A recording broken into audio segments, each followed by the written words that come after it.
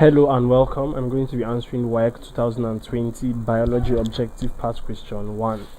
The cell as the basic unit of life consists of A. Cell wall and vacuole, B. Nucleus and cell wall, C. Cytoplasm and nucleus, D. Cytoplasm and vacuole. So as it's been rightly established here, the cell is the basic unit of life. So for a standard definition of the cell, we could say the cell is the simplest unit of living organisms that can exist independently. Now, option A, which says cell wall and vacuole. The cell wall and vacuole is mainly seen in plant cells, and the cell wall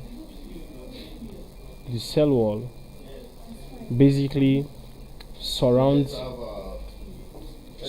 the membrane and provides structural integrity for the cell, while the vacuole contains many substances such as excretory substances and enzymes. Now, the nucleus is the major cell organelle of the cell. It coordinates all the activities of the cell. And then lastly, the last option here, or the last item that we've not talked of, is the cytoplasm. And the cytoplasm is basically all the content of the cell aside the nucleus. So from what we've seen, the nucleus is the major organelle of the cell, and then the cytoplasm is every other content within the cell aside the nucleus.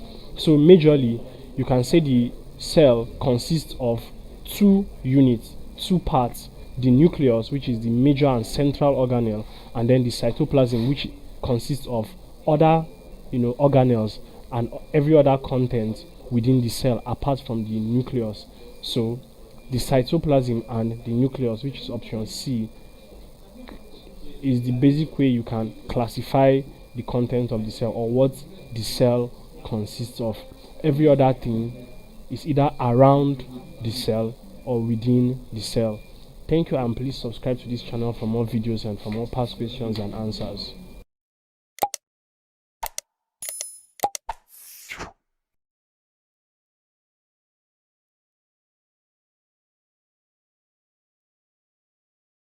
Hello and welcome. I'm going to be answering Waec 2020 Biology Objective Past Question 2. So we have a list of classes of the Phylum Arthropoda, and we're to use to answer questions 2 and 3. So this is question 2. So the classes you have are Crustacea, Insecta, Arachnida, and Chilopoda. So the question is, which members of the classes live mainly in an aquatic habitat? A. 1, B. 2, C. 3, D. 4. So the Phylum Arthropoda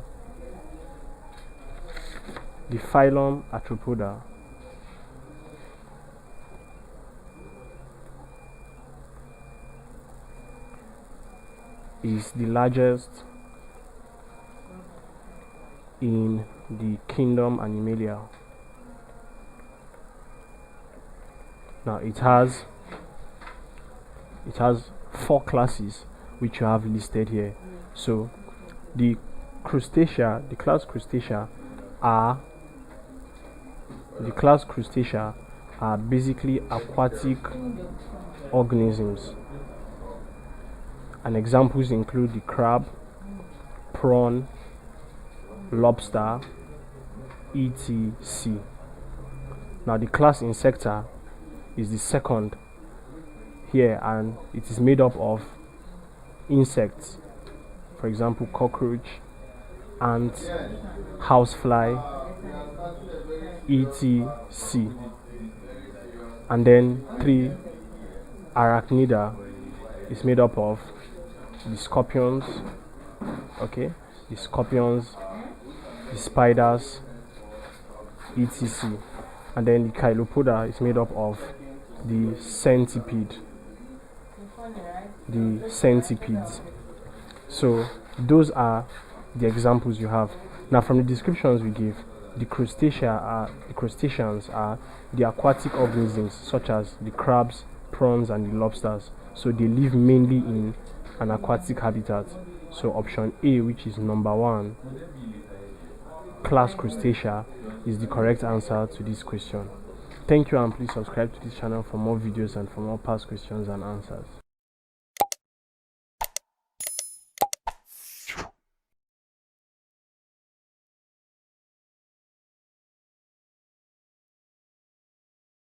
And 20 biology objective past question 3.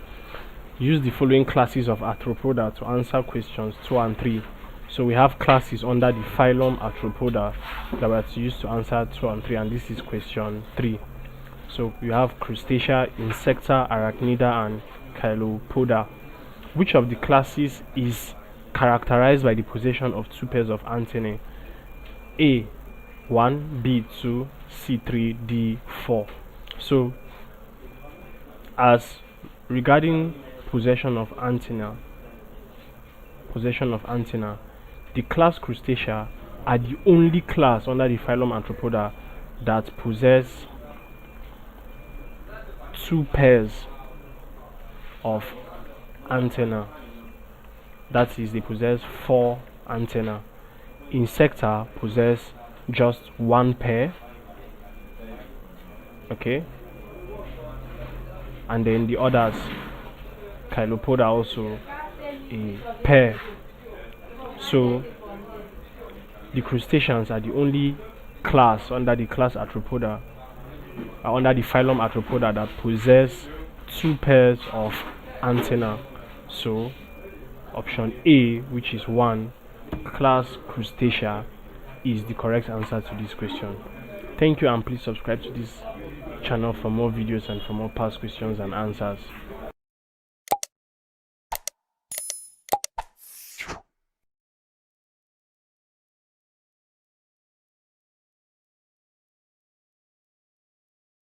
Hello and welcome. I'm going to be answering Waec 2020 biology objective past question 4. The organism with spiral chloroplasts and nucleus suspended by cytoplasmic strands is A. Volvox, B. Spirogyra, C. Paramecium, D. Euglena. So you have 4 organisms here, and this given to us here is its physical description. So let's look at the descriptions of each of these organisms and the ones that fit into this description, specifically spiral chloroplast and nucleus suspended by cytoplasmic strands. So Volvox, the Volvox is a free floating freshwater green algae which appears in colonies as green rolling balls on the surface of water.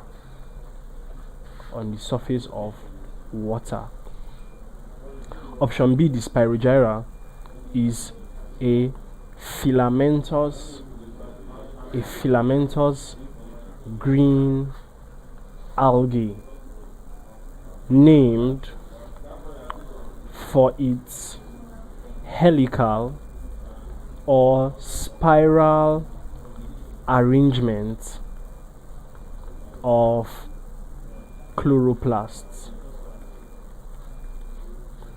Option C, which is the Paramecium, is a unicellular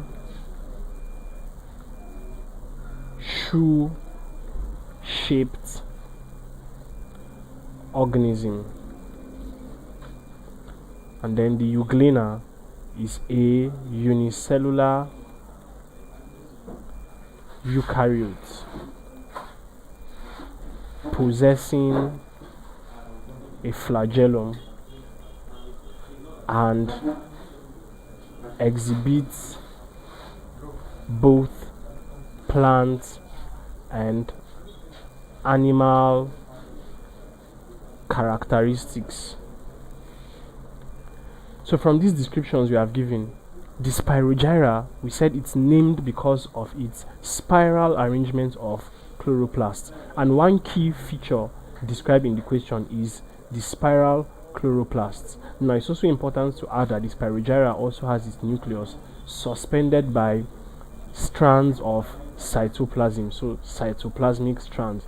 So from this, after comparing the definitions, you would agree that option B, Spirogyra, is the organism with spiral chloroplasts and nucleus suspended by cytoplasmic strands. Spirogyra is option B and the correct answer to this question. Thank you, and please subscribe to this channel for more videos and for more past questions and answers.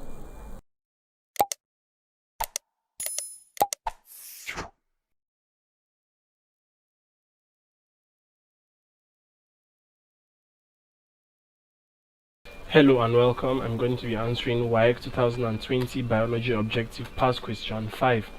The network of double membrane that conveys materials through the cytoplasm is the A. Plasma membrane, B. Nuclear membrane, C. Mitochondrion, D. Endoplasmic reticulum. So we're asked for what a network of double membrane that conveys or transports material within the cytoplasm is called. So let's look at each of the options and see what they mean and what they stand for and what the function is. So the plasma membrane is also known as the cell membrane, and it is the membrane in all cells that separates the interior of the cell from the outside, and it is selectively permeable. That means it regulates the materials in and out of the cell. Now option B, which is the nuclear membrane, is a bilayer membrane. Now it's a two-layer membrane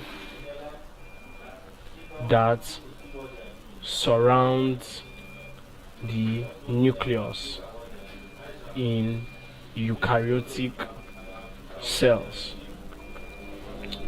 Option C, the mitochondrion, is a membrane bound organelle that is bound by the plasma membrane, a membrane bound organelle that generates energy required for the cell's biochemical reactions. And then option D, the endoplasmic reticulum, is a network of, or you can say a continuous membrane system that forms a series of flattened sacs within the cytoplasm of eukaryotic cells. Now its main function is transport of proteins as well as synthesis. It also assists in the synthesis, packaging, but mainly for the transport of proteins and other materials within the cytoplasm of eukaryotic cells. Now the question asked for the network or a system of double membrane that conveys or transports. Another word you can use for convey is transport materials within or through the cytoplasm. And as we have seen here, option D, which is the endoplasmic reticulum, is a network or continuous membrane system that forms a series of flattened sac within the cytoplasm and functions to transport materials, specifically proteins, within the cytoplasm. So that is the closest definition, or more or less the same definition as you have in the question. So the correct answer is option D, the endoplasmic reticulum. Thank you, and please subscribe to this channel for more videos and for more past questions and answers.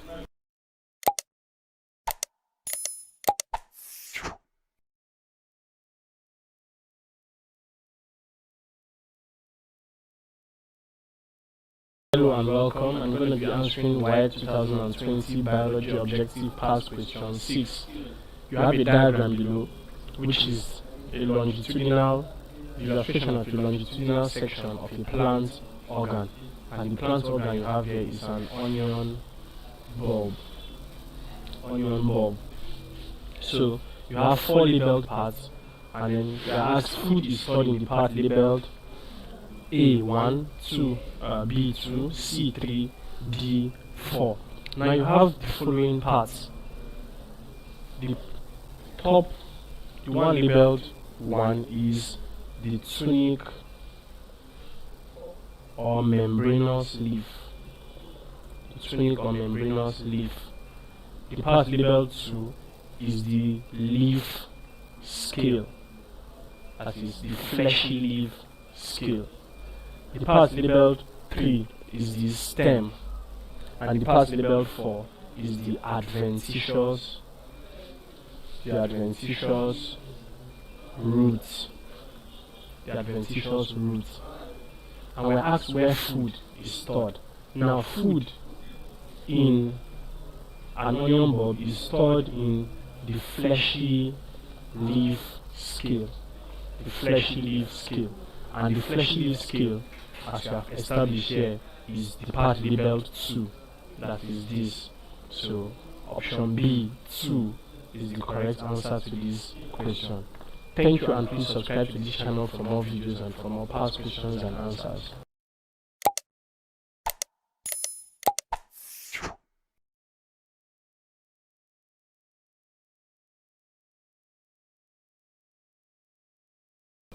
Hello and welcome. I'm going to be answering Waec 2020 Biology Objective Past Question 7. So you have this diagram, which is the illustration of a longitudinal section of a plant organ, which is an onion bulb. So we're asked the plant is A, stem tuber, B, bulb, C, stolon, D, runner. So let's define each of these plant types given to us in the options and see the one that best suits the description. Now, a stem tuber, which is option A, refers to enlarged structures in some plant species used as storage for nutrients. And examples you have, an example is yam. Now option B, which is bulb, is a short stem, a plant with short stem with fleshy leaves or leaf bases that function as food storage organs. Now option C, which is the stolon, is a creeping horizontal plant stem that takes roots at points along its length to form new plants. And option D, which is runner, is a stem-like growth extending from a mother plant's growing point. So from this description we have given option B, which is bulb, a short stem with fleshy leaves or leaf bases that function as food storage organ, is what can be best used to describe the onion, as you have even onion bulb amongst this name. Now the onion bulb consists of fleshy leaf bases or fleshy leaves, which you can see labeled here as option 2.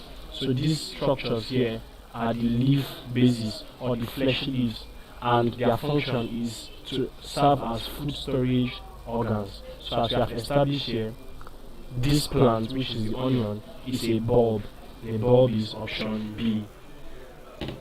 Thank you, and please subscribe to this channel for more videos and for more past questions and answers.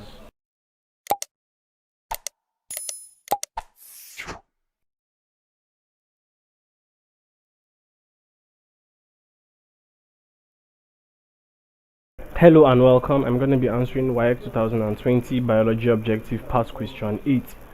You have the diagram below, which is an illustration of the longitudinal section of a plant organ, and this plant organ is an onion bulb.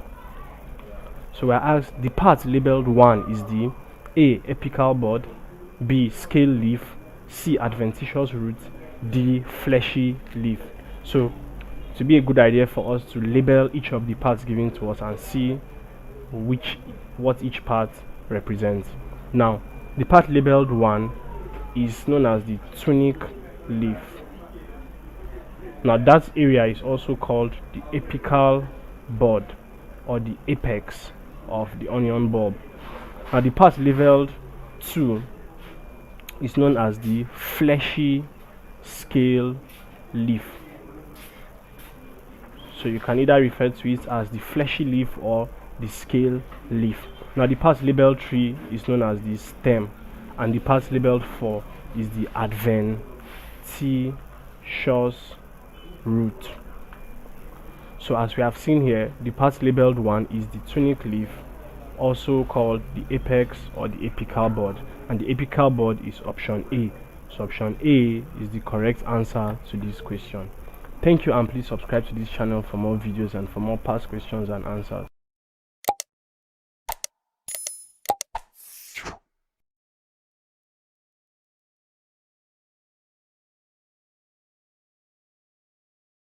Hello and welcome. I'm going to be answering Waec 2020 Biology Objective Past Question 9.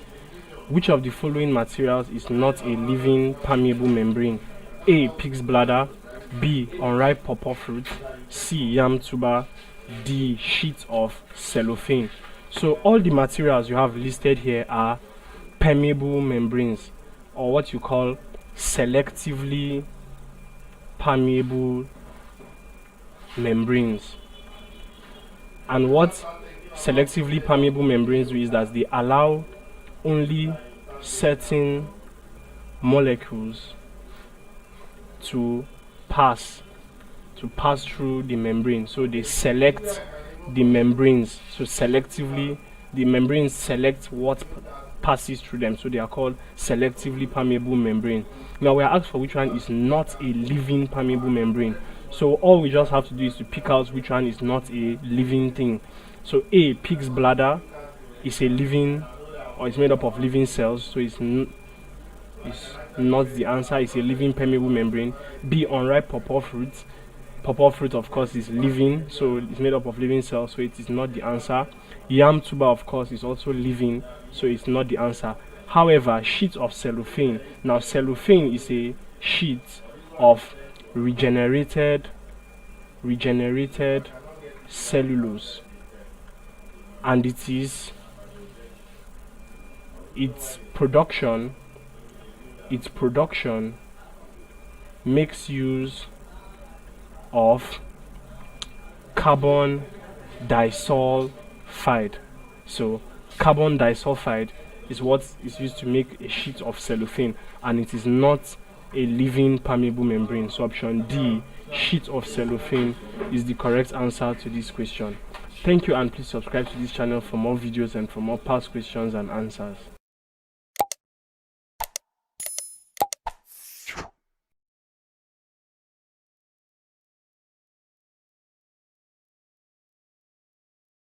And welcome. I'm going to be answering Waec 2020 Biology Objective Past Question 11. Which of the following tissues does not provide support in flowering plants? A. Collenchyma, B. Parenchyma, C. Xylem, D. Phloem. So there are certain tissues that provide support in flowering plants or in plants in general. Those are known as supporting tissues. Now in plants, the supporting tissues are the parenchyma, collenchyma, sclerenchyma, and the xylem. So these are the tissues, 4 tissues that serve as support in plants, similar to the skeleton in animals. So it's similar purpose to the skeleton in animals. Now option A, which is collenchyma, as we have rightly established, provides support. B as well, C as well. However, option D, which is the phloem, is a vascular tissue. It's known as a vascular tissue, and the purpose of it is conduction of manufactured food from leaves to the roots of plants for assimilation and storage. So it is a conductive tissue or a vascular tissue. So as we have rightly established, option D, phloem, is not a supporting tissue. Thank you, and please ensure you subscribe to this channel for more videos and for more past questions and answers.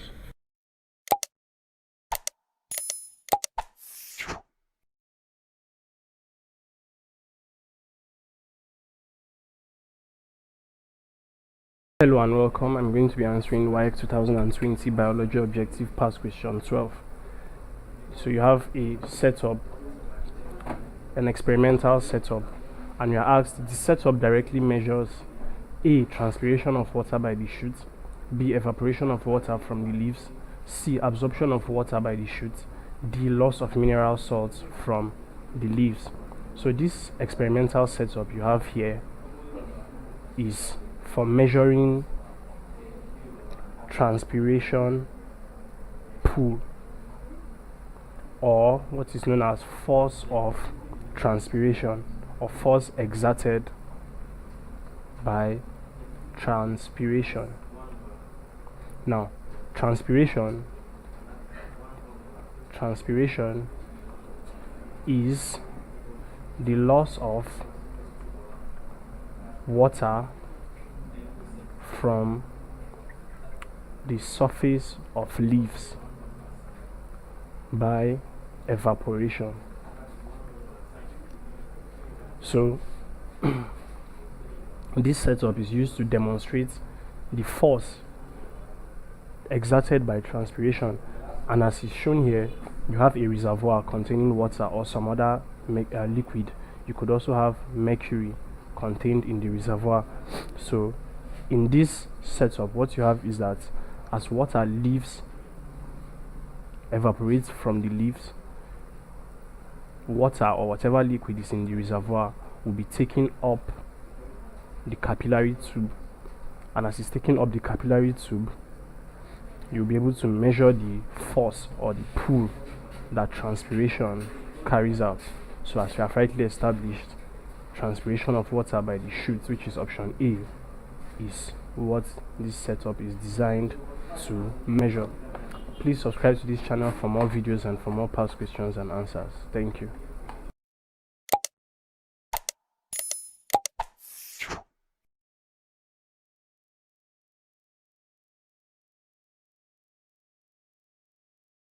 Hello and welcome. I'm going to be answering Waec 2020 Biology Objective Past Question 13. The setup can measure comparatively the rate of A. Evaporation from leaves on a single shoot under different experimental conditions, B. Salt uptake by shoots from different plants, C. Transpiration of a single shoot of a plant under different experimental conditions, the water uptake by roots of different plants. So the setup here in question is the setup seen in question 12. So for the setup, refer to question 12 and you see an accurate diagram of the setup. Now, for this case, we are asked what does the setup comparatively measure? What does it comparatively measure? Now, as we rightly established, that setup is used to measure transpiration pool or force of transpiration, and we rightly established that transpiration refers to the evaporation of water from the surface of leaves of plants.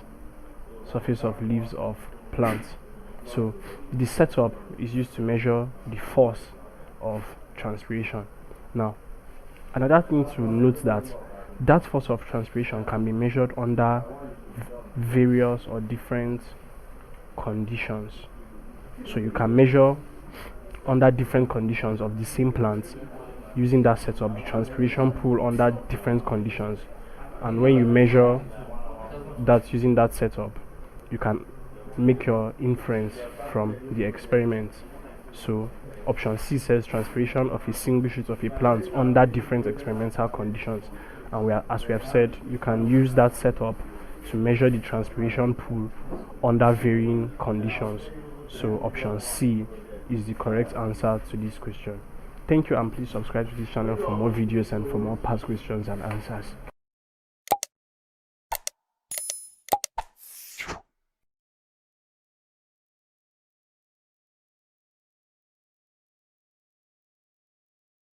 Hello and welcome. I'm going to be answering Waec 2020 Biology Objective Past Question 14.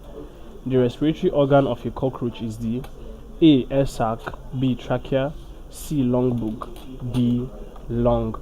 So we're looking at respiratory organs, various respiratory organs, and we're asked what is the respiratory organ of a cockroach.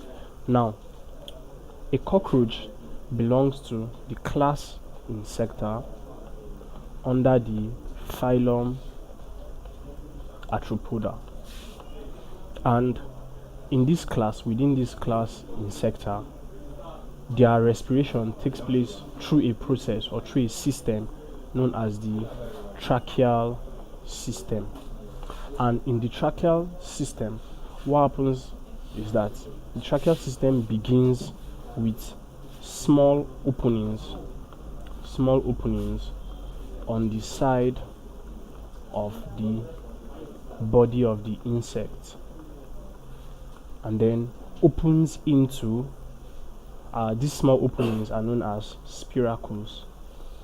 Now these spiracles open into trachea and then into smaller channels known as tracheoles. Now in most insects, the tracheoles lead to air sacs, and these air sacs can majorly be described as the sites or the major sites for respiration in the class Insecta or in insects in general. So now another important thing to notice is that the tracheal system is not linked to the circulatory system. So whenever they take in oxygen, what happens is that diffusion from the final tracheole to the individual cells occurs. This is the system that insects respire with, the tracheal system. So as we have rightly seen, the final respiratory organ or respiratory structure in insects, most insects, especially cockroaches, is the air sacs. So option A, which is air sac, is the correct answer to this question. Thank you, and please subscribe to this channel for more videos and for more past questions and answers.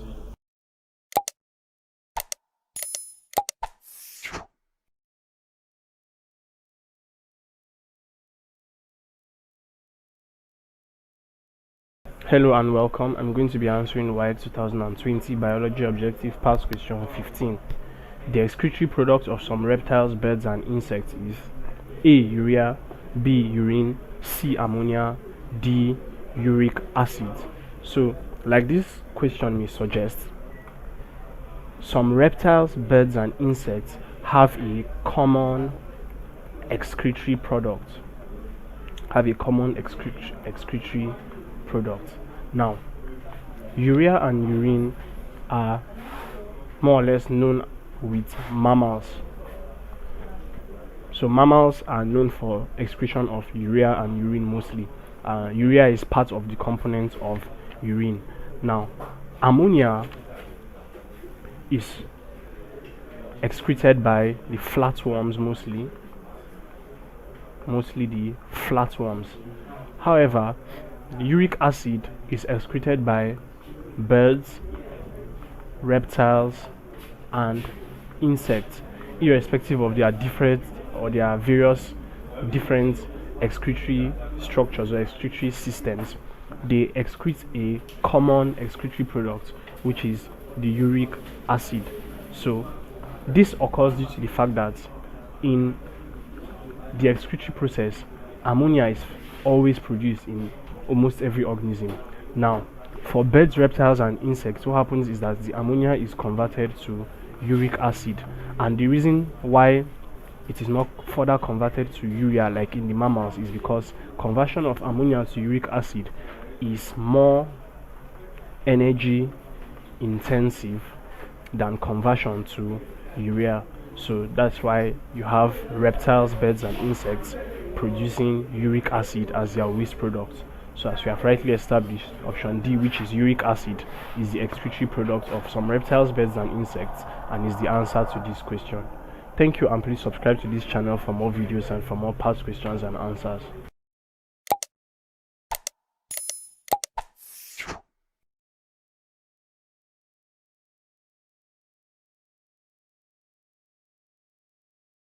Hello and welcome. I'm going to be answering Waec 2020 Biology Objective Past Question 16. The part of the mammalian kidney that stores urine is the A. Capsule, B. Medulla, C. Pelvis, D. Bladder.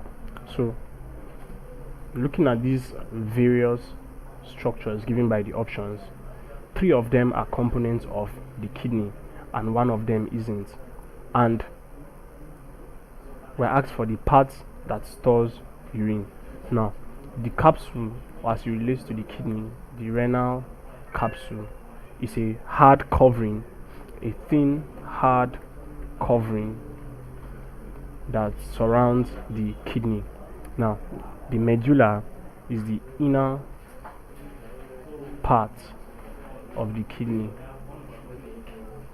and then the pelvis or the renal pelvis is where the ureter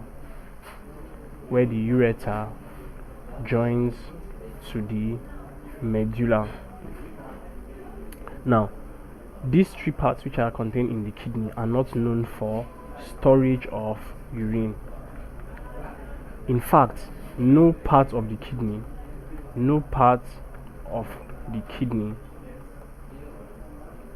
is known for storage of urine.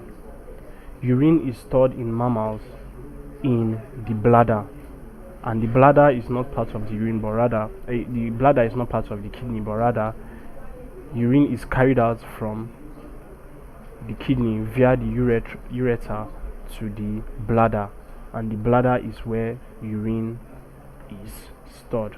So urine is stored in the bladder. Thank you, and please subscribe to this channel for more videos and for more past questions and answers.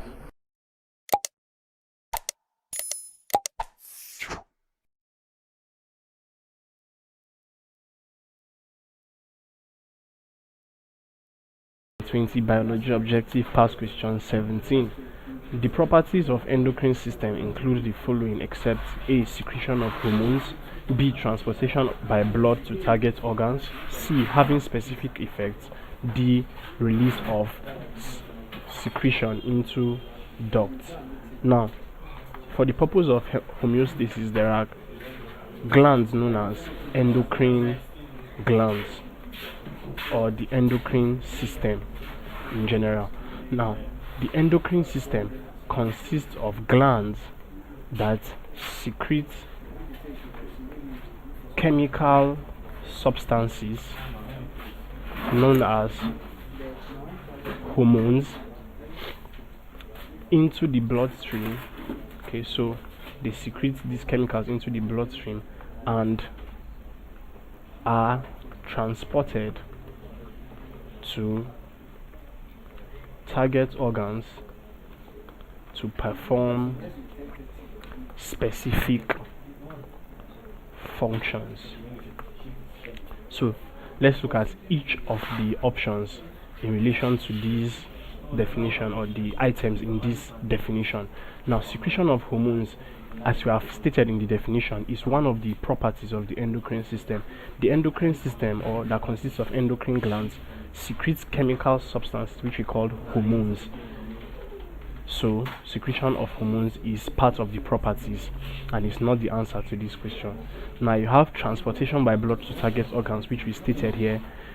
The secretions are made directly into the blood and then transported by the blood to target organs.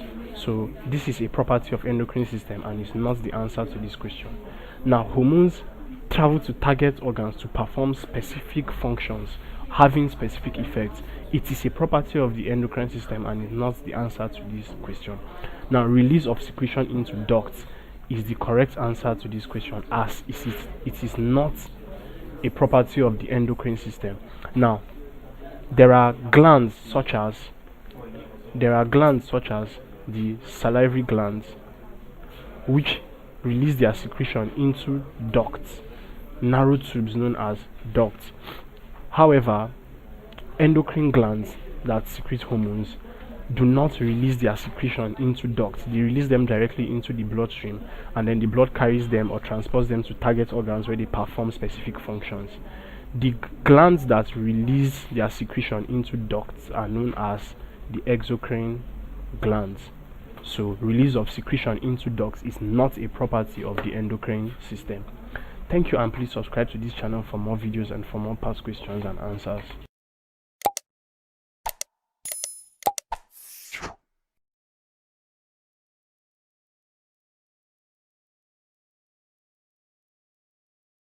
Hello and welcome. I'm going to be answering Waec 2020 Biology Objective Past Question 18. The part of the central nervous system that controls unconscious actions in humans is the A. Cerebellum, B. Cerebrum, C. Spinal cord, D. Optic nerves. Now, the nervous system is made up of is classified into two parts: the central nervous system and the peripheral nervous system. Now, the central nervous system comprises of the brain and the spinal cord, and the peripheral nervous system just comprises of the nerves. Now, the brain is divided into the forebrain, the midbrain, and the hindbrain. But for the sake of this question, from the options we have two parts of the brain here, two major parts of the brain: the cerebellum, which is option A, and the cerebrum. Now, the cerebellum is responsible for coordinating muscle movements, and the cerebrum basically receives sensory information, processes it, and sends out necessary instructions. So you can say it coordinates the actions of the brain. It is also sometimes called the seat of intelligence.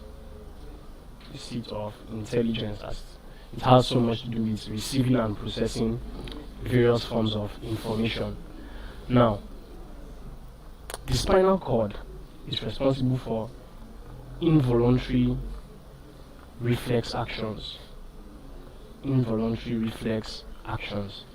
And then option D, which is the optic nerve stated here, is just the nerves that connect or sends information from the brain to the eyes. So from what we have established here, option C, which is the spinal cord, regulates or is responsible for involuntary reflex actions. Those actions are sometimes known as unconscious actions, as they occur without human control. So option C, which is spinal cord, is responsible for unconscious actions. Thank you, and please subscribe to this channel for more videos and for more past questions and answers.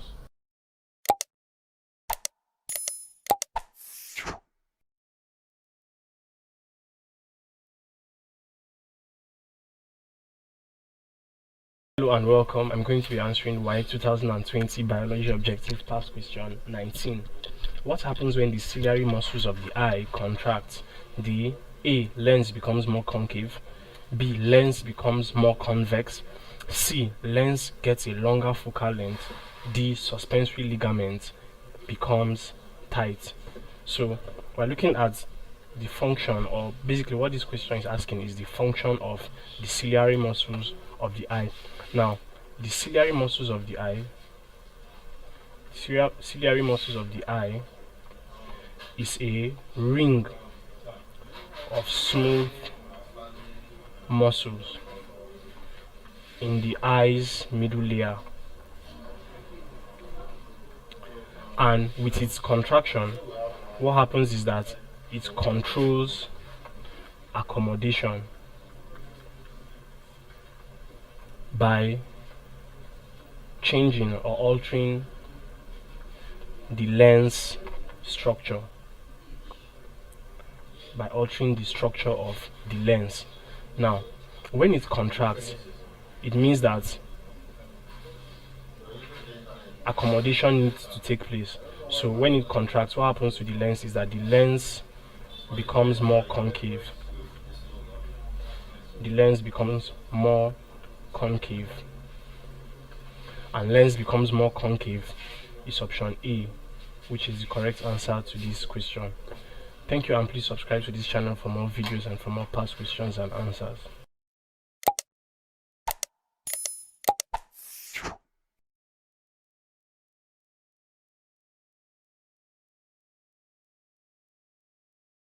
Hello and welcome. I'm going to be answering Waec 2020 Biology Objective Past Question 20. So we have a diagram illustrating a part of a flower. So the function of the part labeled 1 is A. Receiving the pollen grain. B. Passage for the male gametes to the ovary. C. Germination of the pollen grain. D. Sites for double fertilization in the plant. So this part of the flower labeled 1 is known as the style, and this part labeled 2 is known as the ovary. So the function of the part labeled 1, which is style, is it serves as a passage for the pollen grains,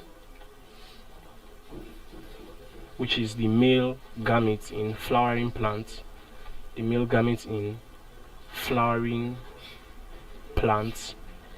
So it serves as a passage for the pollen grains from the stigma to the ovary.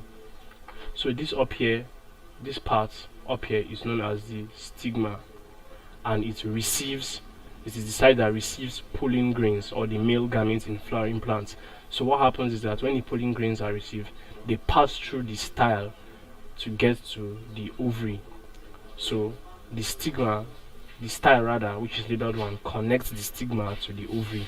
Now option B says passage for the male gametes to the ovary. So we have seen that it serves as a passage for pollen grains, which is the male gametes, from the stigma where it is received to the ovary.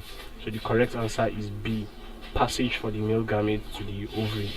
Thank you, and please subscribe to this channel for more videos and for more past questions and answers.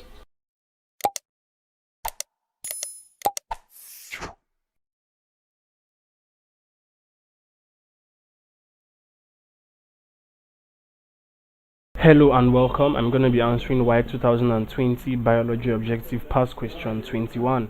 The part labeled 2 is the A. Unfused stigma, B. Fused style, C. Fused ovaries, D. Unfused anther. Now, from the diagram here, what we have is an illustration of a part of a flower. So we have a part of a flower here, and we have two parts, one labeled 1 and the other labeled 2. So this part labeled 1, the part labeled 1 is the style, and the part labeled 2 is the ovaries, or the fused ovaries in general. Now the style, which is labeled 1, connects this part, which is known as the stigma, to this part, which is labeled 2, the ovaries.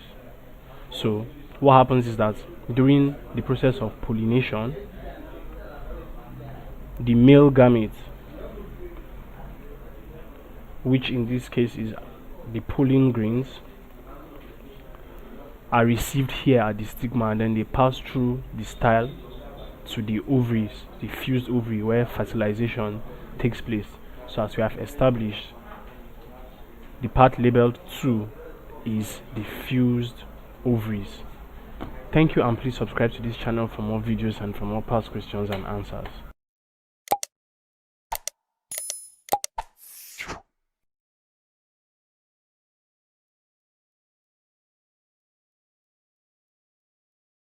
Hello and welcome. I'm going to be answering Waec 2020 Biology Objective Past Question 22. The reagents used in testing for carbon dioxide or carbon dioxide is A. Copper sulfate solution, B. Lime water, C. Hydrochloric acid, D. Sodium hydroxide solution. So in general, what we are asked for here is the test for carbon dioxide or CO2 or carbon dioxide. Now, the most known test for carbon dioxide is by bubbling through lime water. So if you have, say, a sample of a gas and you want to know whether it contains carbon dioxide, all you have to do is to bubble it through lime water. Now, if positive for carbon dioxide, what will happen is that the lime water will turn milky. So just for the purpose of clarity, here is the chemical reaction. You would have the carbon dioxide reacting with lime water. Lime water is calcium hydroxide aqueous solution. So when you react with this, what it will form is CaCO3, calcium carbonate, and water. So this calcium carbonate is what we give the milky color. So as we have rightly established, lime water is the best reagent used for testing carbon dioxide. Lime water is option B. Thank you, and please subscribe to this channel for more videos and for more past questions and answers.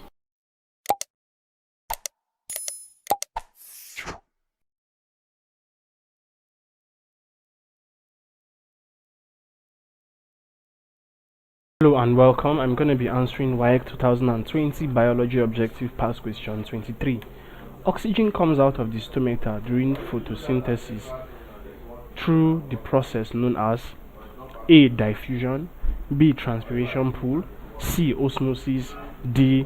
Active transport. Now, the stomata is basically just a pore or pores, because there are more than one, and they are found in the epidermis. They are found in the epidermis of leaves and stems, that is of plants, that controls the rate of gas exchange. So this is their major function, regulating the rate of gas exchange. Now, gas exchange in plants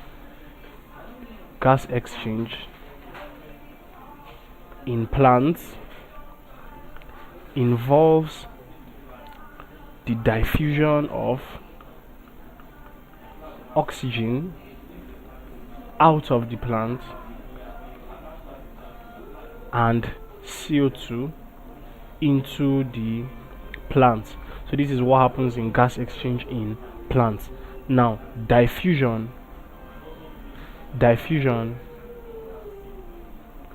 is the movement of molecules or particles, which are usually liquid or gas, from a region of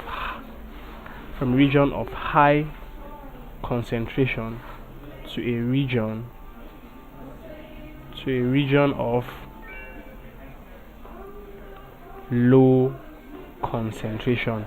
So this means that you have buildup of oxygen,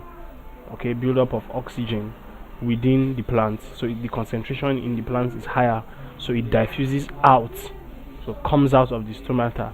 So it diffuses out of the plant via the stomata during photosynthesis, and then the plant also takes in CO2 that it requires into itself. So you can see that you have the movement of the oxygen molecules from the region of high concentration, where it is more within the plant, to a region of lower concentration, which is outside. So as we've rightly established, diffusion is the process by which oxygen comes out of the stomata during photosynthesis. Thank you, and please subscribe to this channel for more videos and for more past questions and answers.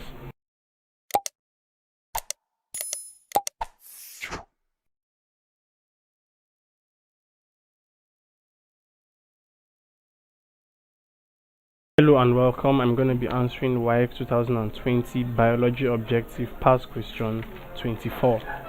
The first stable product of photosynthesis is A. Starch, B. Fructose, C. Glucose, D. Sucrose. Now, what happens in the process of photosynthesis? In photosynthesis, it is a process in which green plants manufacture food utilizing the sun's energy through the pigment chlorophyll, and also utilizing carbon dioxide and water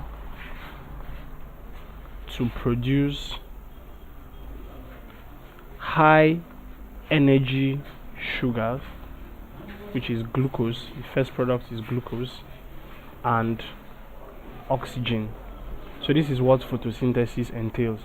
Now the summary of the reaction looks something like this. Like we said, it utilizes water and CO2.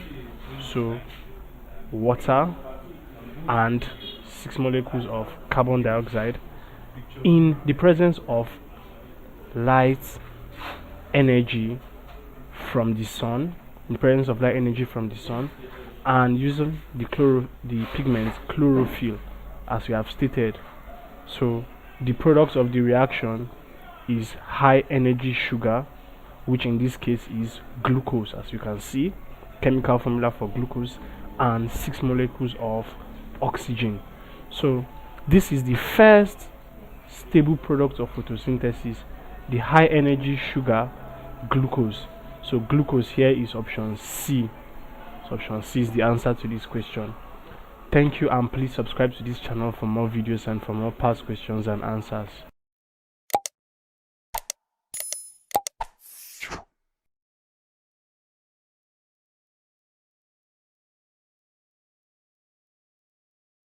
Hello and welcome. I'm going to be answering Waec 2020 Biology Objective Past Question 25.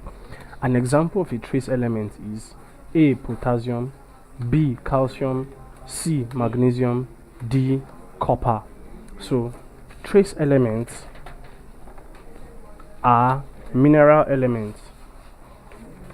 So trace elements are mineral elements and are also known as micronutrients, and they are elements required by living organisms in minute amounts. Now, in living organisms, they usually serve as what they call cofactors for enzymes. So they are essential for enzymes to carry out their function. Now, examples of trace elements include copper, cobalt, zinc, molybdenum,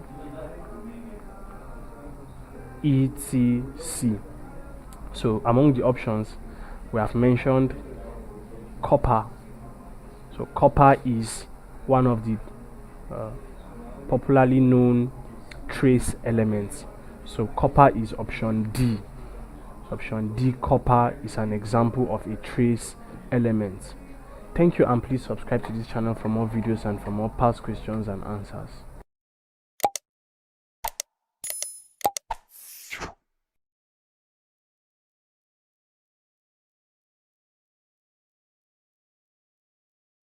Hello and welcome. I'm going to be answering Waec 2020 Biology Objective Past Question 26. Which of the following statements about a mixture of protein digesting enzyme and starch solution will be correct? The protein digesting enzyme A has no effect on the starch solution, B leads to the production of amino acids, C leads to the production of glucose, D digests the starch.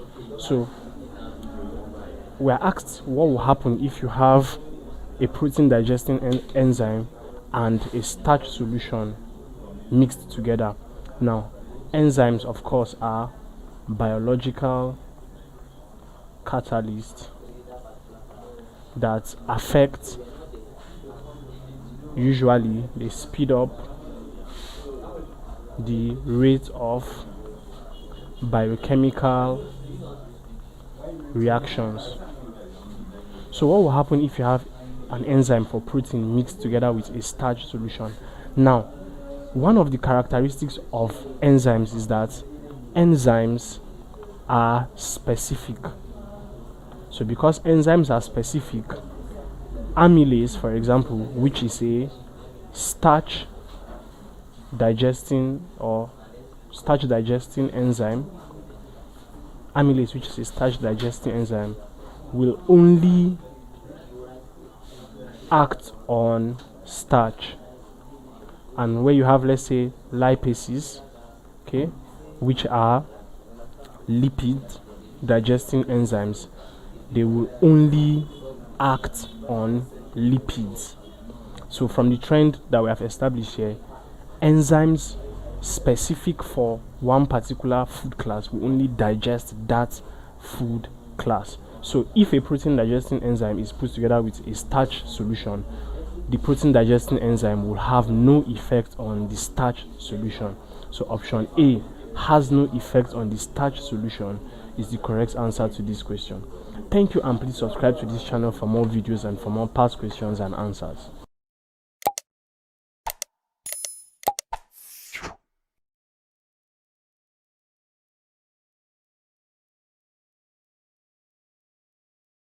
Waec 2020 Biology Objective Past Question 27. A mutualism type of relationship is different from a parasitic relationship because in mutualism, A, both organisms involved benefit, B, none of the organisms benefit or harm each other, C, both organisms harm each other, D, only one of the organisms is harmed. So we are looking at two forms of relationship between organisms, mutualism and parasitism, or a parasitic relationship. Now the first one, mutualism, is an association between two unrelated organisms which is benefited or beneficial to both organisms. So for example, you have gut microorganisms in herbivores. Now what happens in this relationship is that the gut microorganisms help the herbivore. Examples of herbivores are, let's say, cattle, goats, etc. So the gut microorganisms help the herbivore to break down food, to break down the complex structures of the plants they eat, and in exchange, or how the herbivore benefits from that relationship is from the breakdown of its food by the gut microorganisms, and then the gut microorganism benefits from the relationship by the shelter and protection provided by the herbivore. So that is a mutualistic relationship. Now it's important to know that the gut microorganism does not harm the herbivore. So that is what makes it a mutualism or a mutualistic relationship. However, the other one, parasitism or a parasitic relationship, is an association. It's an association between two organisms in which one organism, which is the parasite, lives on another, which is the host, and derives or deriving benefit from it, that is the host, and causing harm to it. For example, you have, let's say, tapeworm in man.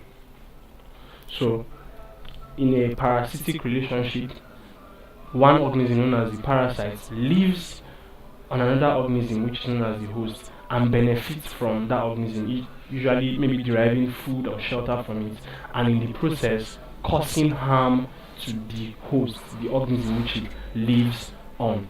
So a mutualism is different from parasitism, because in mutualism the relationship is beneficial to both organisms. So both organisms benefit from the relationship. Meanwhile, in parasitism, one organism benefits at the detriment of the other organism. So option A, both organisms involved benefits, is why mutualism is different from parasitism. Thank you, and please subscribe to this channel for more videos and for more past questions and answers.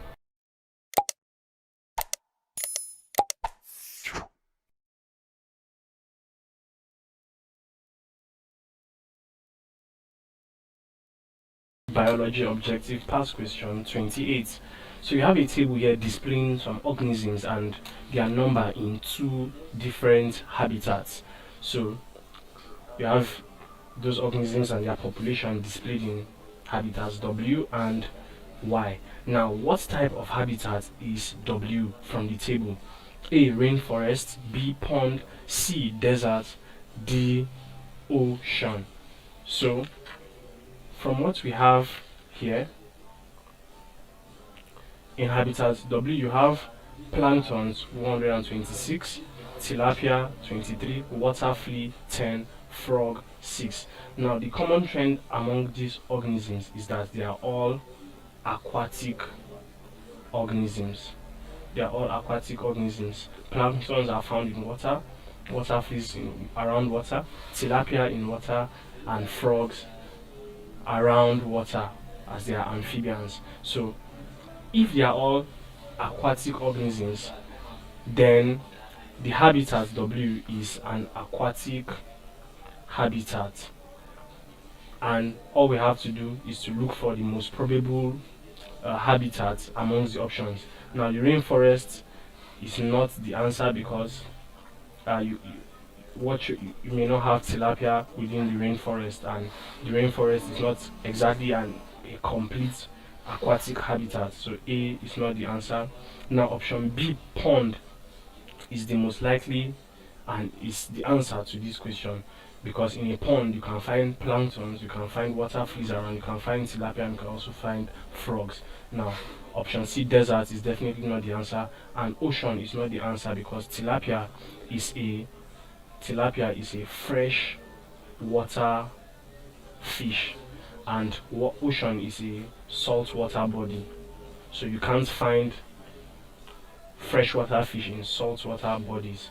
freshwater fish or organisms are always found in fresh water bodies. So pond contains, of course, fresh water, and ocean contains salt water. So ocean is not the answer. So the correct answer is B, pond, as you have rightly established.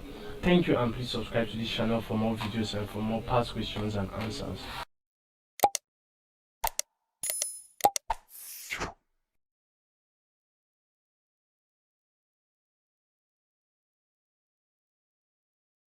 Hello and welcome. I'm going to be answering Waec 2020 Biology Objective Past Question 29.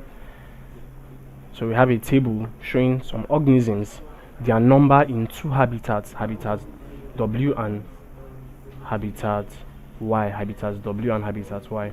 So the question asks is, which of the following statements about habitat W is correct? D dash. A, absence of lions and antelopes shows that the habitat is terrestrial. B, presence of tilapia and plankton shows that the habitat is not aquatic. C, type of organisms present indicates that the habitat is aquatic. D, absence of grasses indicates that the habitat is terrestrial. Now, we are asked to note habitat W, and from the population of the organisms given to us, we are to determine what type of habitat it is. So let's look at it. Now, option A, absence of lions and antelopes shows that the habitat is terrestrial. Now, it is true that yes, there are no lions and antelopes in the habitat. Now, but this doesn't indicate that the habitat is terrestrial, because if there are no antelopes and lions there, then the habitat is most likely an aquatic habitat due to the absence of terrestrial animals such as the lion and the antelope. So option A is not the answer to this question, as the statement is not correct. Now, option B, presence of tilapia and planktons show that the habitat is not aquatic. Now, similarly, if you have presence of tilapia and planktons, as we have here, planktons and tilapia, they are aquatic animals. And if you have aquatic animals in a habitat, it means that the habitat is an aquatic habitat.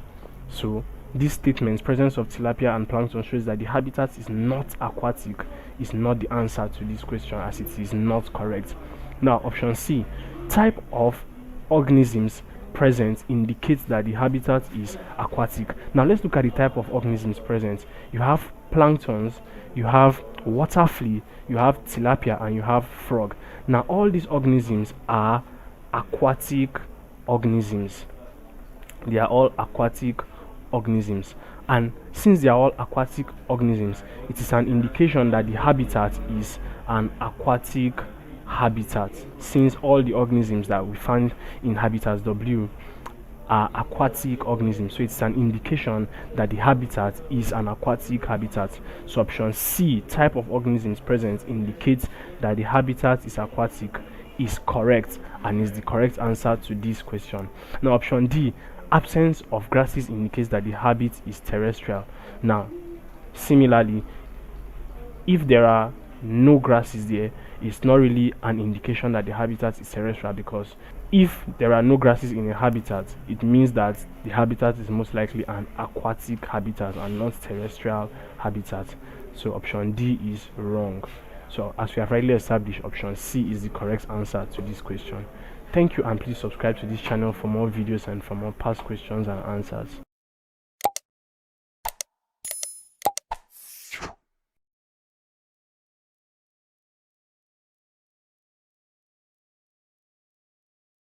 Hello and welcome. I'm going to be answering Waec 2020 Biology Objective Past Question 30. So we have this table showing some organisms and their number in two habitats, habitats W and habitat Y. Now the question is, the number of lions and antelopes in habitat Y shows that the lion A is the prey while the antelope is the predator, B is the predator while the antelope is the prey, C and the antelope are prey to each other, D and the antelopes are predators. Now let's take a look at the number of lions and antelopes in both or in the habitat. Why? Now the antelope is 51 in number and the lions are 6 in number. Now for the prey predator relationship, for the purpose of ecological balance,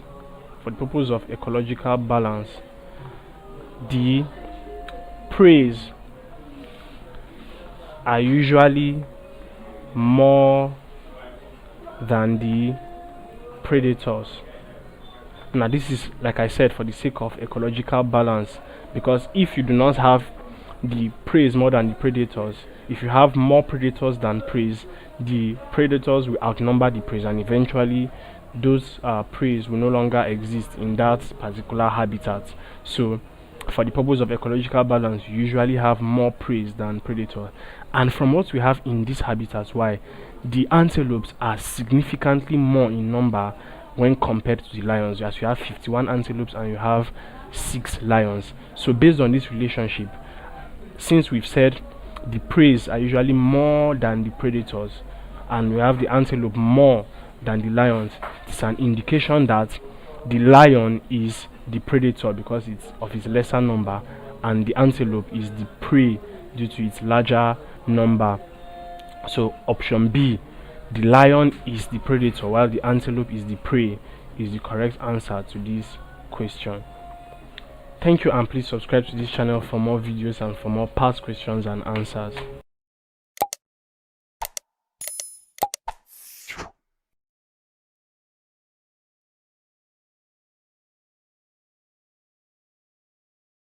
Hello and welcome. I'm going to be answering Waec 2020 biology objective past question 31.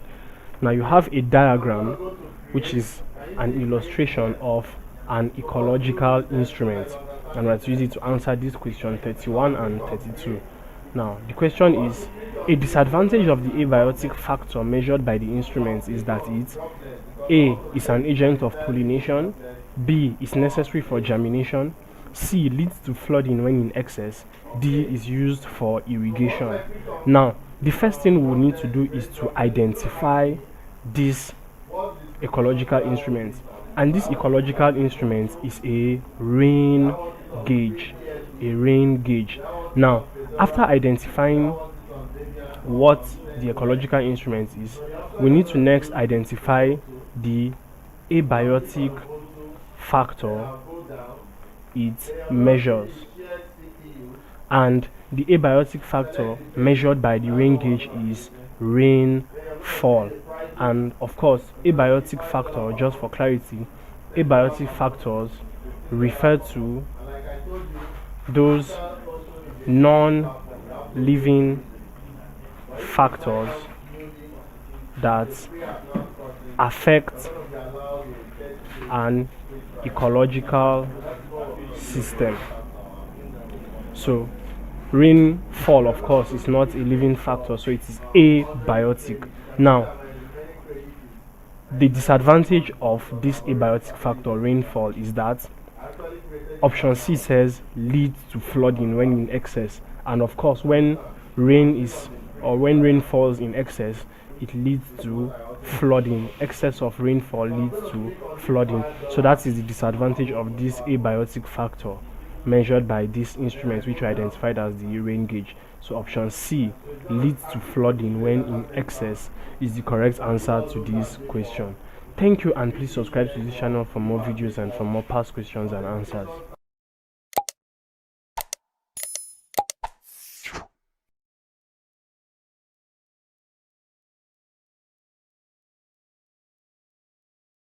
Hello and welcome. I'm going to be answering Waec 2020 biology objective past question 32. So you have an illustration of an ecological instrument. So when the instrument is in use, it is usually A, placed slightly above soil level, B, placed on a table, C, suspended in air, D, suspended on moving water.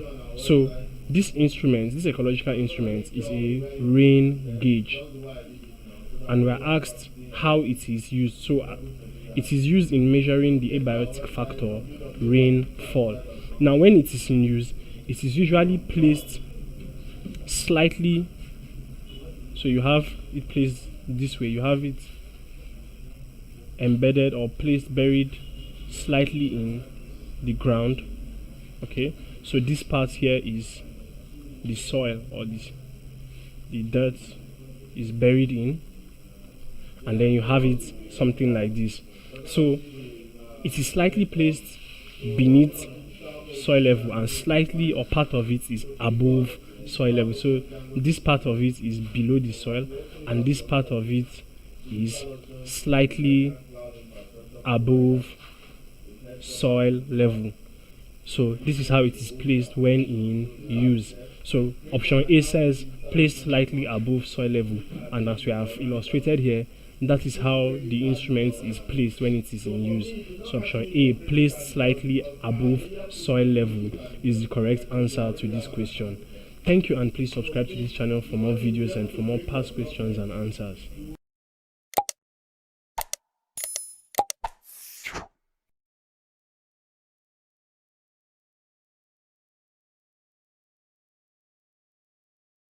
Hello and welcome. I'm going to be answering Waec 2020 Biology Objective Past Question 33. Soil with the finest texture is A. Silt, B. Clay, C. Sand, D. Gravel. So we have various types of soil here. The major soil types are 3 in number. We have sand, clay, and loam. This is also what is called sandy soil. This is also clay soil and loamy soil. So these are the 3 major soil types. But here we are given a list containing just 2 of the 3 major soil types, and we are asked for the one with the finest texture. So let's look at how we can get the finest texture. So usually the one with the finest texture has the smallest particle sizes. So in order to pick out the one with the smallest particle size and then the finest texture, let's take a look at each of the particle sizes for each of the options. So for silt, which is option A, it has particle size of between 0.002 to 0.05 millimeter in diameter. So this is the size range for the particles. So for clay, you have particle sizes less than 0.002 millimeter in diameter. So C, which is sand, has a range from between 0.05 to 2.0 millimeters. And then gravel has particle size between 4 millimeter to 64 millimeter for very coarse gravel. So from this we see that option B, which is clay, has the smallest particle size of below 0.002 millimeter, and this means that it has the finest texture. So option B, clay, is the soil with the finest texture. Thank you, and please subscribe to this channel for more videos and for more past questions and answers.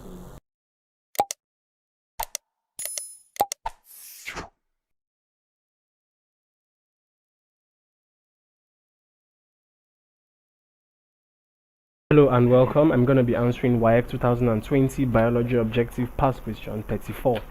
The position occupied by an organism in a food chain is the A. Energy level, B. Niche, C. Trophic level, D. Biomass.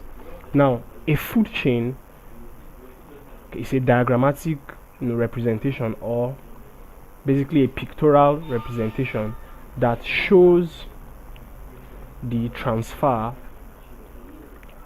of energy and nutrients, that is food, from organism to organism in a feeding pathway. So this is an example of a food chain. You have something like this. You can have grass, then zebra, and then lion. So this feeding pathway shows that the zebra eats grass, so therefore nutrients and energy is transferred from the grass to the zebra when it eats it, and then the lion eats the zebra, and then the energy or nutrients are transferred from the zebra to the lion. So that feeding pathway that shows the transfer of energy or nutrients from one organism to another is what is known as a food chain. And as you can see in the food chain, you have levels, you have positions occupied by various organisms. Now each position or each step in the food chain is known as a trophic level. A trophic level. So this is one trophic level, this is another trophic level, and this is another trophic level. So option C says trophic level, and that is the position occupied by an organism in a food chain. So option C, trophic level, is the correct answer to this question. Thank you, and please subscribe to this channel for more videos and for more past questions and answers.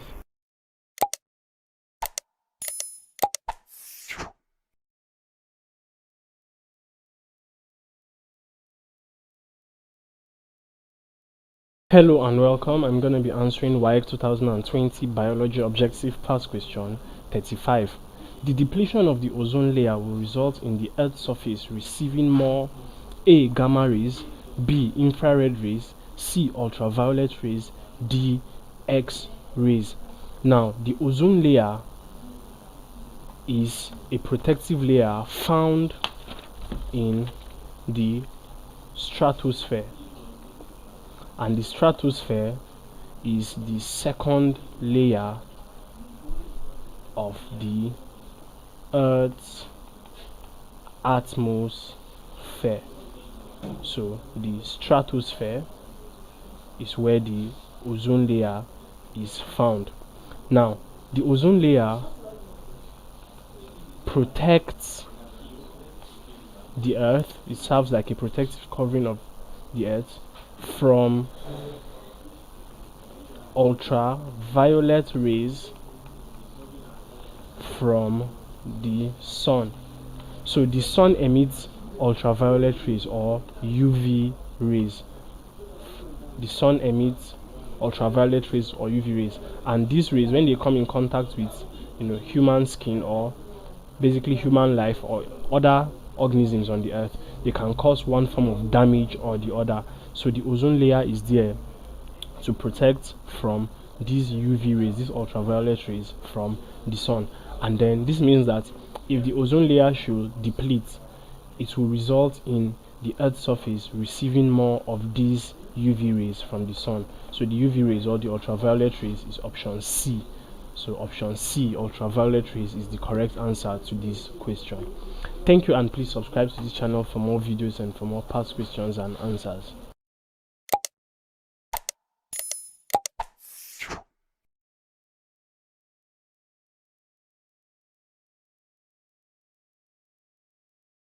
Hello and welcome. I'm going to be answering Waec 2020 Biology Objective Past Question 36. So we have a list of insects here: cotton stainer, honeybee, termite, and weevil, and we have to use them to answer question 36 and 37. Now, 36. The insects whose activities are both beneficial and harmful to humans are A. 1 and 2, B. 2 and 3, C. 2 and 4, D. 3 and 4. So let's take a look at each of the insects. Now, cotton stainer is not known to have any benefit to humans. So number 2, honeybee produces honey, and honey, of course, is used as food and also serves as medicine, so for medicinal purpose for man. So it is beneficial to man. However, it is also harmful in the sense that, of course, they are capable of stinging and also as pests. The termite also has benefits as it improves soil aeration for man's agricultural activities, and in some places termites are used as food. They are eaten, so it is both beneficial and harmful because they are plant pests. And then weevil is not known to have any benefits, so it is only harmful as a storage pest for the crops harvested by man. So from what we have seen here, the honeybee and the termites have both benefits and also are harmful to humans. So 2 and 3 2 and 3 is option B, which is the correct answer to this question. Thank you, and please subscribe to this channel for more videos and for more past questions and answers.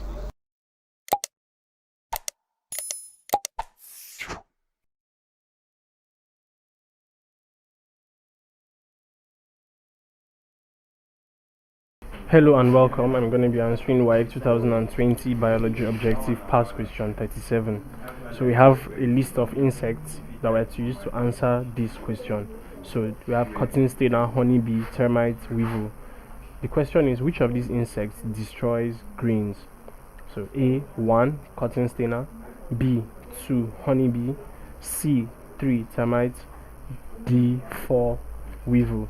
Now, among these 4 insects, the one known to destroy grains is the weevil. Now, the weevil attacks stored crops, and in this case, it is seeds of crops, that is the grain. And examples of these crops attacked by weevils include rice, maize, and wheat. So the weevil specifically is known for destroying grain, and another feature of the weevil is that it lives in and destroys the crop, in this case grain, at the same time. So as we've established, option D, which is weevil, is the correct answer to this question. Thank you, and please subscribe to this channel for more videos and for more past questions and answers.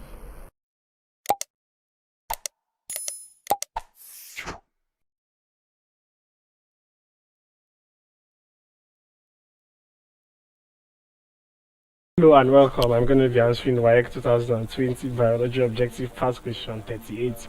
Conservation of natural resources does not A. Maintain a balanced ecosystem, B. Preserve the beauty of nature, C. Attract tourists, D. Threaten the survival of species. So here we are asked what conservation of natural resources does not do. So let's first take a look at the definition of conservation of natural resources. Now, conservation of natural resources is a process of rational use and skillful management and preservation of the natural environment and its resources. So you can see that in conservation of natural resources, what you are trying to do is to protect the environment and all the resources contained in the environment.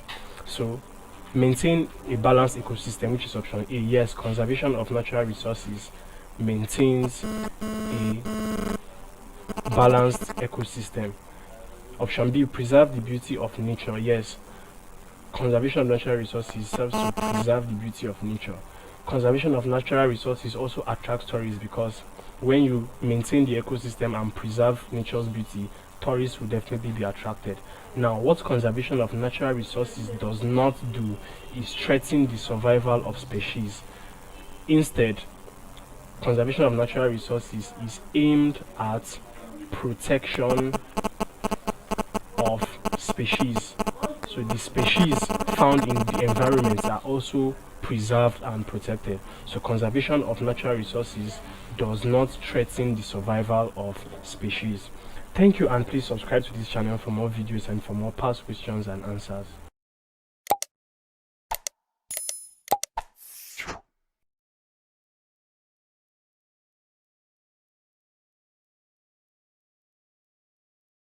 Hello and welcome. I'm going to be answering Waec 2020 Biology Objective Past Question 39. A company was prohibited from producing bags made from natural leopard skin. This is an attempt to conserve A. Land, B. Water, C. Wildlife, D. Minerals. So, the company was prohibited from production of bags made from natural leopard skin. Now, natural leopard skin is of course obtained from poaching of leopards. Poaching of course means illegal hunting and killing of leopards. So in order to get natural leopard skin, it involves poaching of leopards. Now, if this is prohibited, if the company is prohibited from producing these bags, that means it will have to also stop poaching of leopards. Now, leopards are considered part of wild life. So this act, this entire prohibition of this company from making these bags will help to conserve the life of leopards, which is part of wildlife.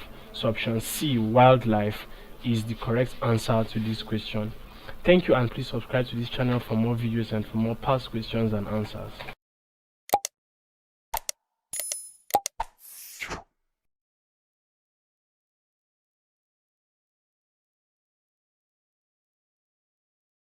Hello and welcome. I'm going to be answering Waec 2020 Biology Objective Past Question 40.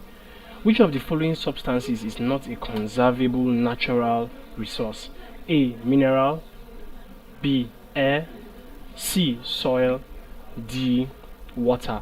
So the concept here is conservable natural resource, and natural resources are basically resources obtained from the natural environment. So those resources that are obtained from the natural environment and are also sometimes part of the natural environment are known as natural resources. Now, conservable, to conserve a natural resource means to skillfully manage and rationally use. To skillfully manage and rationally use a resource such that it is preserved. So that's what it means to conserve a natural resource. Now, among these, mineral resources such as gold, crude oil, etc. can be skillfully managed and rationally used such that they are preserved.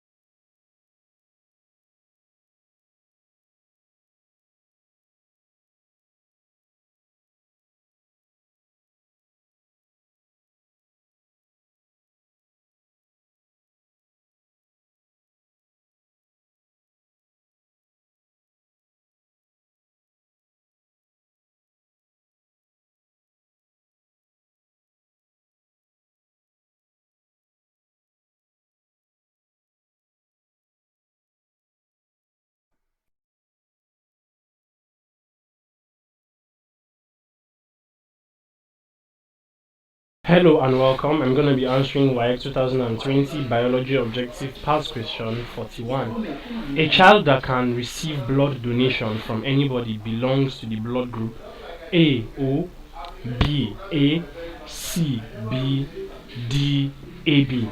So you have 4 blood groups here amongst the options, and you are asked for the blood group that can receive blood donation from anybody.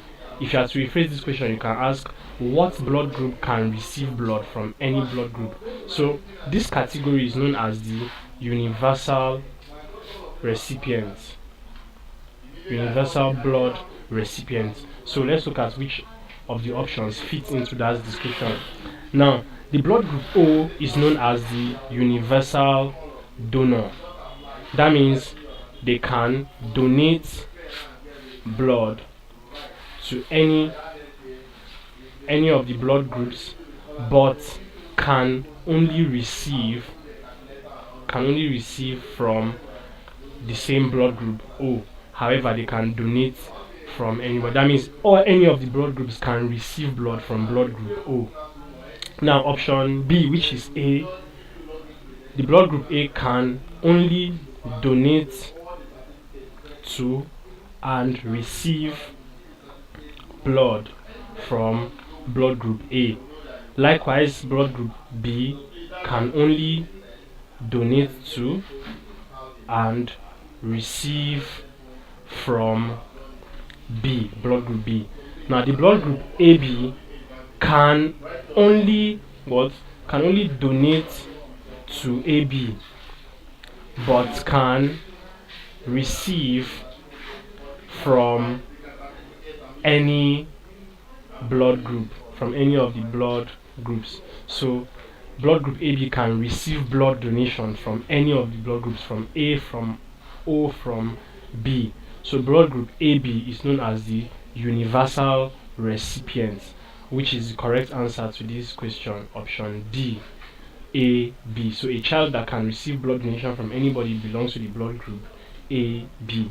Thank you, and please subscribe to this channel for more videos and for more past questions and answers.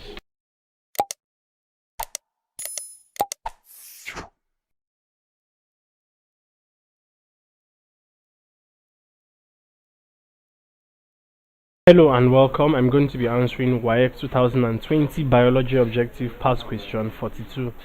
Variation which exhibits a wide range from one extreme to the other is A. Phenotypic variation, B. Discontinuous variation, C. Continuous variation, D. Genotypic variation. So we're asked for the variation which exhibits a wide range from one extreme to another. Okay, a wide range from one extreme to another. That means you can rank it from one extreme, exhibiting a range between that extreme to the other extreme. So what do you call this type of variation? Now, option A, which is phenotypic variation, it describes variation in physical appearance. Variation in physical appearance, e.g. variation in height, variation in skin color, etc. Now, option B, which is discontinuous variation, describes features which shows no intermediate. Okay, no intermediate. So you either belong to one extreme or the other extreme. An example of this is tongue rolling ability, blood group, etc. Now, option C is continuous variation. Now, in continuous variation, it describes features that vary gradually from one extreme to another. That means you can rank it from one extreme and then progressively, from one extreme to the other. An example of such features includes height, weight, okay, skin color, etc. Option D, genotypic variation, refers to variation as a result of difference in genes. And examples, you have eye color, hair color, etc. So The one which exhibits a wide range, which you can rank from one extreme to another, is option C, continuous variation. As we stated in its definition, features which vary gradually from one extreme to another. So let's take for example height. So in height now, if you have, let's say, 20 people in a room, you can rank those 20 people from the tallest to the shortest. Likewise, weight, you can rank from the heaviest to the lightest. Okay, so you can see that those features are continuous in nature. You can rank them from one extreme to the other. There are in-betweens in continuous variation, and that's why option C, continuous variation, is the correct answer to this question. Thank you, and please subscribe to this channel for more videos and for more past questions and answers.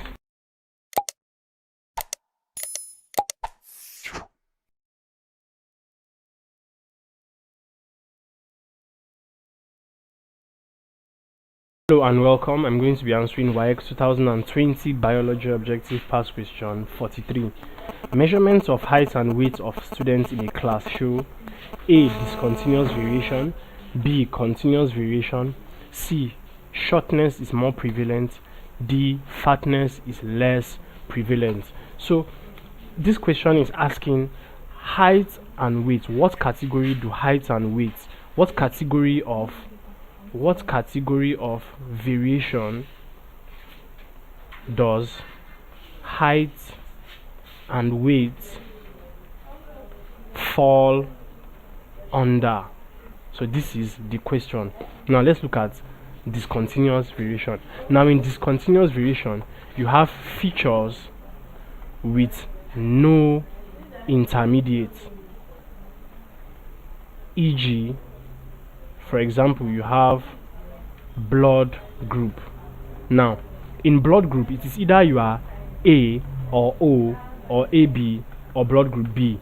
There is no intermediate. You can't say you are slightly blood group A and slightly blood group O. So you are either A or O. So you can see that feature, that variation, discontinuous variation, has no intermediate, and you can't rank from one extreme to the other extreme. Now option B says continuous variation, and continuous variation encapsulates those features which can be arranged progressively from one extreme to the other. And examples under here, you have your height and weight. Now you can rank people. If you have a population or you have a number of people in a specific place, let's say in a classroom you have 20 students in a classroom, you can rank them progressively from the tallest to the shortest. Okay, you can rank from the tallest to the shortest. Likewise in weight, you can rank from the heaviest to the lightest. So you can see that you can rank this from one extreme to the other, so it is continuous variation. Now C says shortness is more prevalent, which in this context makes no sense. Okay, so D says fatness is less prevalent, also doesn't make any sense as it regards to this context. So as we have established, continuous variation encapsulates measurements of height and weight, as height and weight are features that can be arranged from one extreme to another progressively. So option B, continuous variation, is the correct answer to this question. Thank you, and please subscribe to this channel for more videos and for more past questions and answers.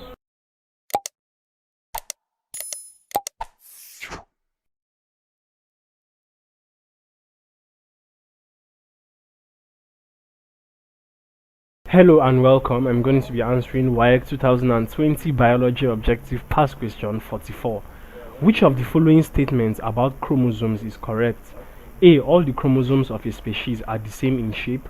B. The number present in a species is constant. C. They are neatly arranged in the cytoplasm. D. They bear ribosomes on their outer membranes. So the conversation here is about chromosomes. What are chromosomes in the first place? Now, chromosomes are thread-like structures located within the nucleus of both plant and animal cells. Now, the chromosomes contain DNA, which are responsible for gene transmission of genes. So you can say that chromosomes are like vehicles that contain the material, genetic material, DNA. So that contain the material responsible for transmission of genes and traits. Now, when looking at the characteristics of chromosomes, let's look at what is correct about the characteristics of chromosomes. Now, option A says all the chromosomes of a species are the same in shape. Now, this statement is false.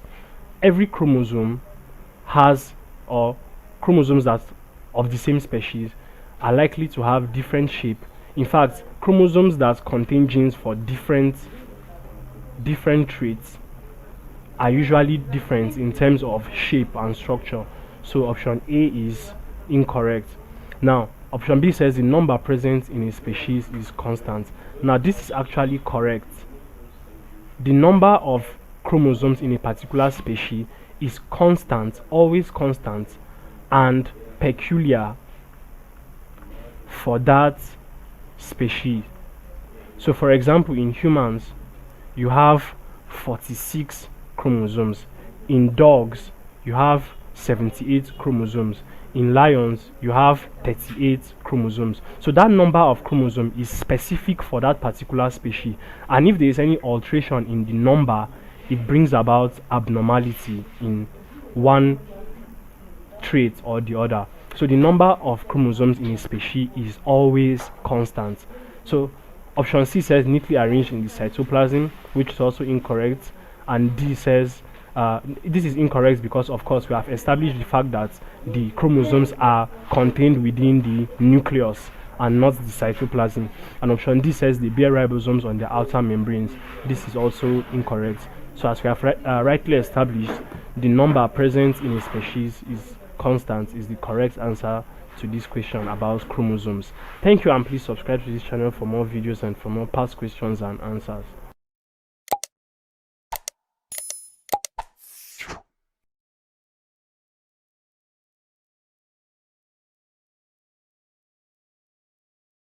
Hello and welcome. I'm going to be answering Waec 2020 Biology Objective Past Question 45. Which of the following diseases can be inherited? A. Pneumonia. B. Whooping cough. C. Sickle cell anemia. D. Malaria. So we are asked which disease can be inherited. In other words, which of the diseases mentioned in the options is hereditary. So when a disease is hereditary, that means the disease is transmitted with genes from parents to offspring. So that is a hereditary disease. Now let's look at which of the diseases is hereditary. Now, pneumonia is an airborne respiratory disease. That means it is transmitted via droplets, air droplets, such as from cough or sneezing. So that is how pneumonia is transmitted. Now option B is whooping cough. Now whooping cough is also an airborne respiratory disease and also transmitted from air or via air droplets. Transmitted via air droplets, that is cough and sneezing. And then option C, which is sickle cell anemia, is caused by a gene mutation in the gene responsible for hemoglobin formation. Now, hemoglobin is a protein that is found in red blood cells. Now, that protein is what gives red blood cells their characteristic red color and also what enables red blood cells to carry iron, okay, to transport iron and oxygen, transport oxygen especially, okay, transport oxygen especially. So option D is malaria. Now I will also add to sickle cell anemia that it is transmitted, it is a hereditary trait that is transmitted from parents to offspring as it is present in the gene. Now option D says malaria. Now malaria is spread or transferred by the female Anopheles mosquito. Female Anopheles mosquito. Now you can see that option A, B and D are communicable diseases, but option C, sickle cell anemia, is a genetic abnormality, a genetic disease that is transmitted from parents to offspring because it is present in the genes. So it is a hereditary trait, so it can be inherited. So option C, sickle cell anemia, is the correct answer to this question. Thank you, and please subscribe to this channel for more videos and for more past questions and answers.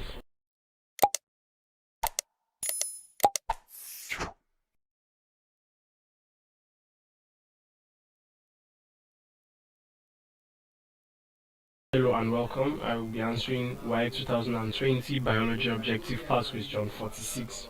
So you have an illustration here of a cross between two plants, A and B, of the same species. So let's use it to answer this question. Now the question is, if the F1 generation are plants with high yield and resistance, the genotype of the F1 generation plants will be A. So you have this. So the Y, capital Y, represents high yield and the capital R represents high resistance. So A, you have high yield, homozygous high yield and homozygous high resistance. B, you have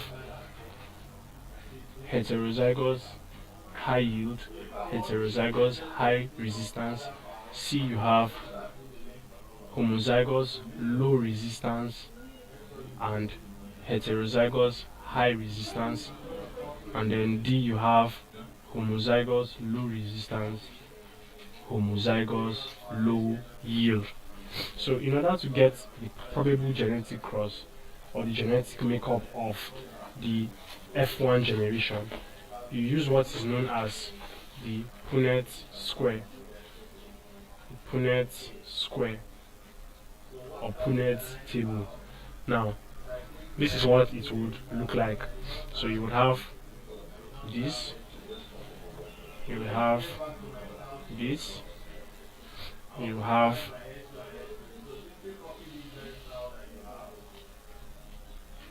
this, and then you have this, okay? And then on this column, on this other side, you have this, you have this is small y, this will have capital Y, and then so this is what the Punnett table will look like, an illustration of what the Punnett table will look like. Okay, so if you begin to do the genetic cross, if you start the genetic cross, here you will have this. On the next one, you will have capital Y, small y, capital R, capital R. Here we have capital Y, capital Y, capital R, small r, capital Y, small y, capital R, small r. On the next one, you have capital Y, small y, capital R twice. You have small y, capital R, capital R. Next you have capital Y, capital R, small r. Small y, capital R, small r. Here you have capital Y, capital R, small r.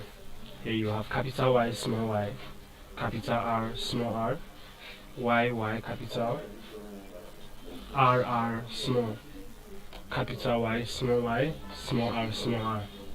And lastly, here you have capital Y, small y, capital R, small y,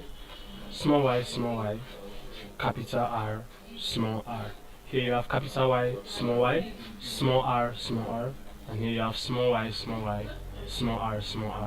So it asks which of them will have high yield resistance, high yield and high resistance. Now the one that is definitely sure to have a high yield and resistance will be this, have this genotype, as it is homozygous high yield, homozygous high resistance. So it's a perfect plant for high yield and high resistance. So the correct answer is A, capital Y, capital R, capital R. Thank you, and please subscribe to this channel for more videos and for more past questions and answers.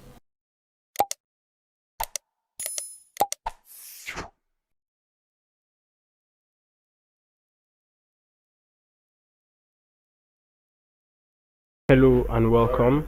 I will be answering Waec 2020 Biology Objective Past Question 47. So you have this diagram, which is an illustration of a cross between plants.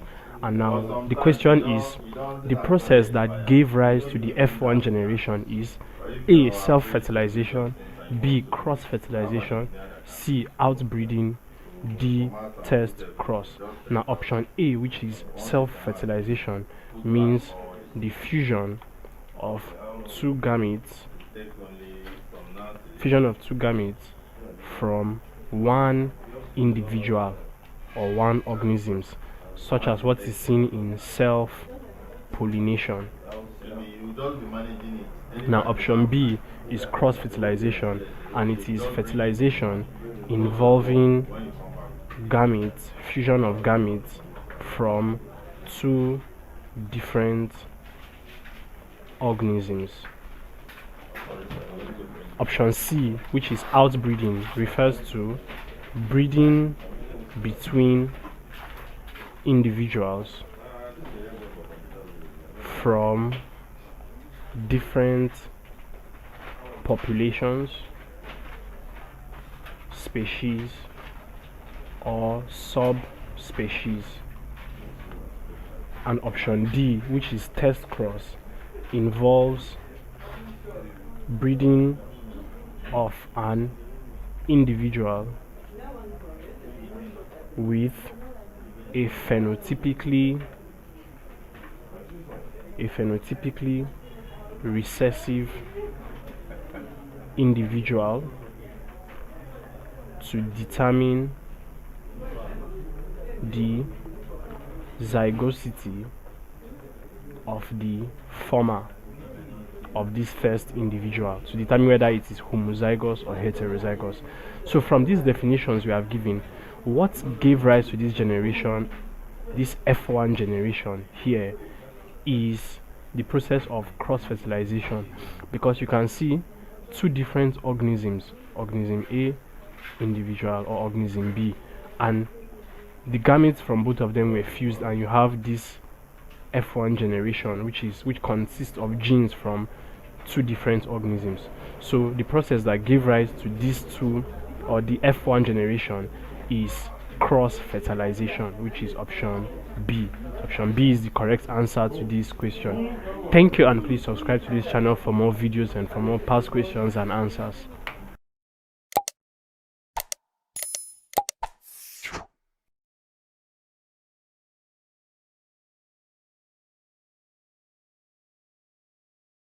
Hello and welcome. I will be answering Waec 2020 Biology Objective Past Question 48.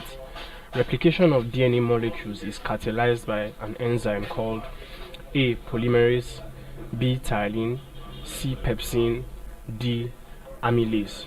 So let's take a look at what each of the options mean. Look at the definitions of each of the options and see which one best suits this description provided in the question. Now option A, which is polymerase, refers to enzymes that catalyze the replication of DNA or RNA using an existing strand of DNA as template. So that is polymerase.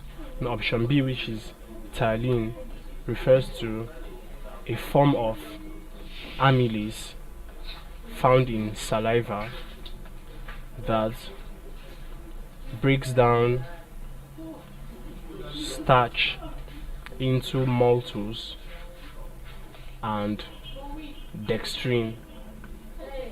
Now option C, which is pepsin, refers to an enzyme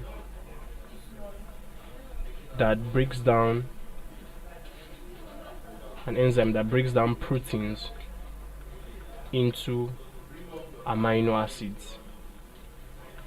And lastly, option D, amylase, refers to any class of digestive enzymes that breaks down large complex carbohydrates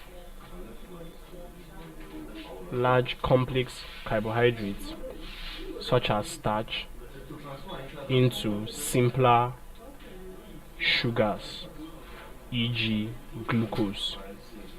So now that we've seen what all the enzymes, the functions of all the enzymes, you agree with me that option A, as we have rightly established, polymerase, is the enzyme that catalyzes DNA replication from an existing strand of DNA as template. So option A, polymerase, is the correct answer to this question. Thank you, and please subscribe to this channel for more videos and for more past questions and answers.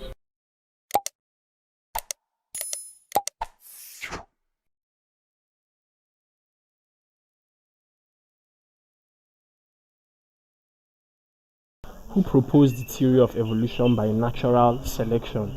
A. Darwin, B. Lamarck, C. Aristotle, D. Linnaeus. So the theory of evolution by natural selection is also known as, is the theory that is often referred to as survival of the fittest. Now this theory proposes that all living organisms are always in a struggle to survive. Now the individuals within a species with more favorable traits in terms of variation are more likely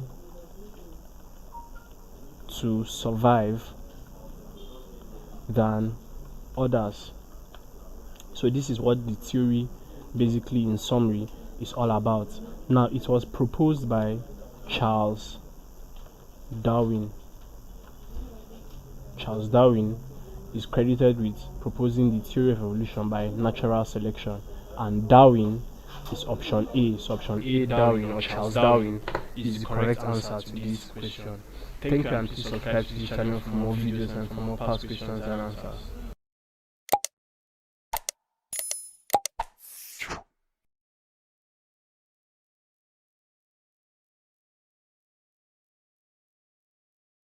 Reasons why termites swarm at night. A. Light is not necessary for swarming. B. They avoid day-flying birds. C. Light destroys their wings. D. They can only see in the dark. So termite swarming is also known as nuptial flight in termites, and basically it is a reproductive behavior. Seen in termites when they want to start new colonies. So they pair up a male and a female and then engage in what is known as nuptial flight or swarming in order to start new colonies. So The reason amongst the options that best explains why termites swarm at night is option B. They avoid day-flying birds. Now, day-flying birds such as the stork bird feeds on termites.